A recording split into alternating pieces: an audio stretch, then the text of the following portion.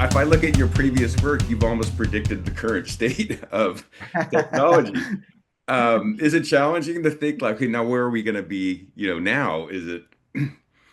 Yes, I mean, it is challenging because let's say, if you take the example of AI, Right. it's moving along so quickly that every week there's a new development that's scary, and scarier and scarier, where the AI, I think maybe now has a conscience and is aware of what it is, and it could be unplugged, so it's trying to escape to other servers and all that. So every week I read something about that, and it's um, uh,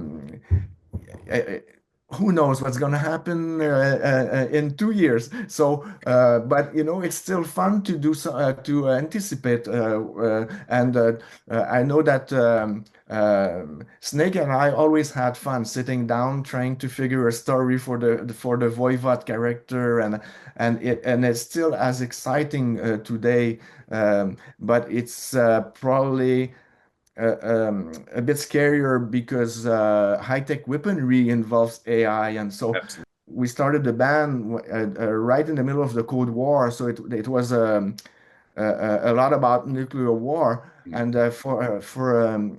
for a period of time in the 90s, I was doing interviews where people were telling me, "Oh, you're so retro, nuclear weapons, it's passé," and I was thinking, "No, it's getting even crazier." And now, of course, it's back into the headlines, and I think everybody, when I was young, when I was writing the concept of Voivod, I saw a documentary by the National Film Board of Canada called "If You Love This Planet," and it was an eye opener. And I would about nuclear stockpiles everywhere, and I this was the early 80s, and I would recommend everybody to read Nuclear War: A Scenario by Annie Jacobson. And I think it will open the eyes of many people, and these are scary times we're living in.